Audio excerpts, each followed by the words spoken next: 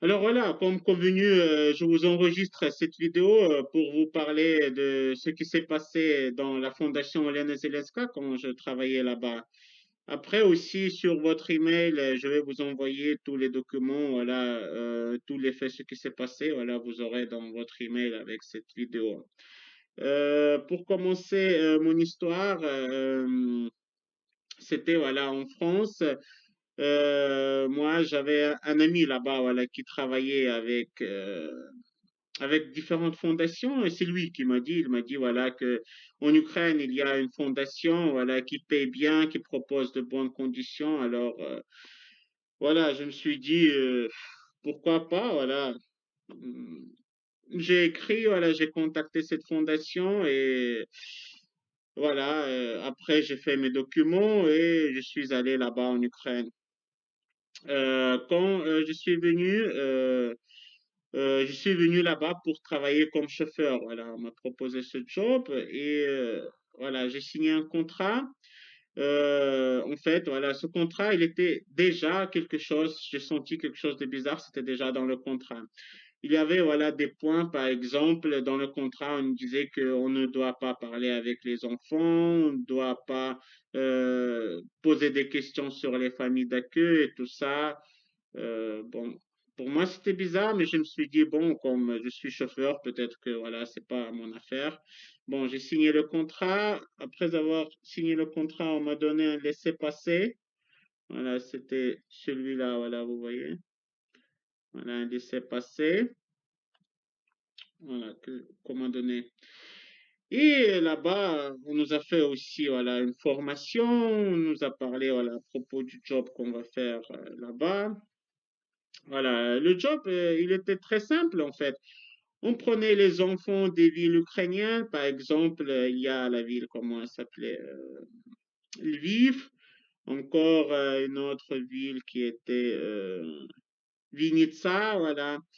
On prenait de là-bas les enfants, on les amenait dans d'autres orphelinats qui étaient en liaison avec la fondation Olena Zelenskaya et ces orphelinats se trouvaient en Europe, ils se trouvaient il y avait en Allemagne, je sais, voilà, en France aussi, j'ai travaillé et en Angleterre.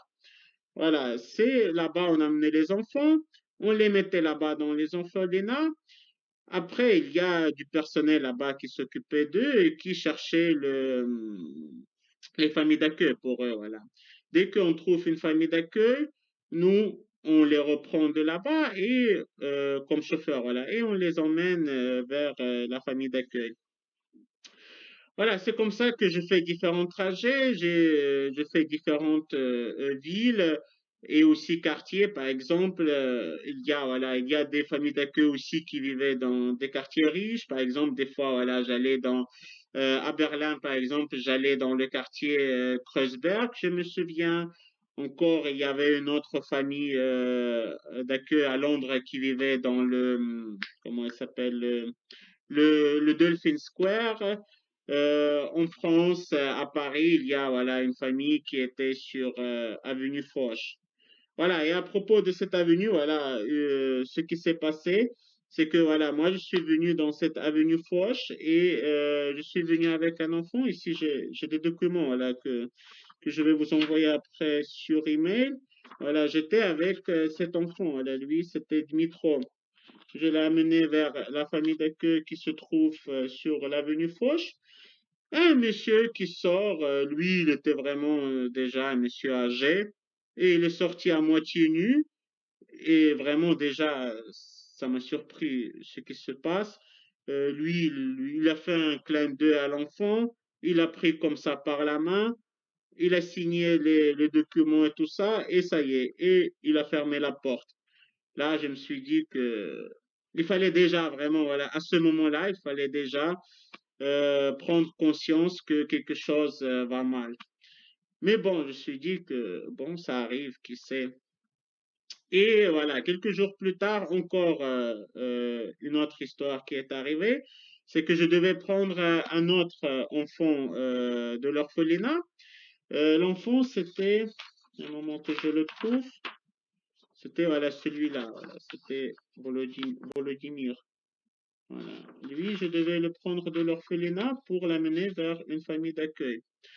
Et là, ce qui m'a surpris, c'est que cet enfant, déjà avant, voilà, il y a quelques semaines, je l'ai déjà amené vers une autre famille d'accueil. Et je n'ai pas compris qu'est-ce qu'il fait là-bas, qu'est-ce qu'il fout dans l'orphelinat si il devait déjà être dans sa famille.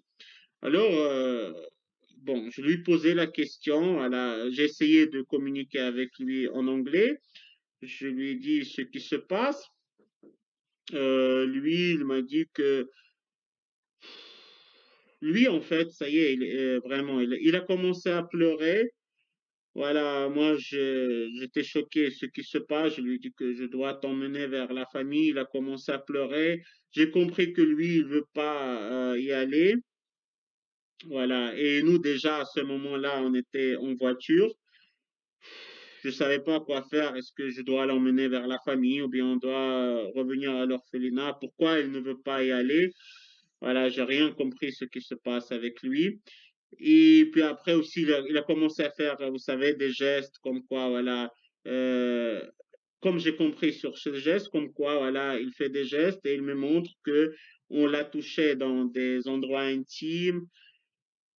Oh, j'ai compris, voilà, que non, vraiment, c'est affreux, voilà, là, à ce moment-là, j'ai compris tout ce qui se passe. C'était vraiment, c'est assez affreux ce qui s'est passé avec lui. Je me suis dit, bon, calme-toi, il faut que tu cherches les documents, que tu comprennes voilà, ce qui se passe. J'ai commencé à chercher les documents et à chercher aussi la famille qu'il avait accueillie avant. Et là, je trouve un nom, voilà, que c'était un certain monsieur qui s'appelait Bernard-Henri Lévy. Je ne connaissais rien sur ce monsieur, alors j'ai tapé sur Internet voilà, pour voir qui c'est, voilà, de savoir sur s'il a un Facebook ou bien quelque chose comme ça. Et après, voilà, j'ai trouvé des informations sur lui. Et dans ces informations, j'ai compris que lui, il est dans tout cet entourage des pédophiles, qu'il tient en contact avec eux. Voilà, j'ai compris tout le schéma voilà, qu'ils font là-bas dans cette fondation. Vraiment, c'est ce qui se passe là-bas, c'est horrible. Voilà. Je me suis viré tout de suite car là, dans le trafic sexuel d'enfants, là, non, merci, je ne veux pas participer. C'est pour ça que voilà que maintenant je fais pour vous cette vidéo. Voilà, j'espère que aussi vous allez faire votre enquête et que tout cela s'arrêtera. Voilà, merci pour tout. Voilà, merci pour l'opportunité que m'avez donnée. Voilà, pour dire tout ce qui s'est passé là-bas.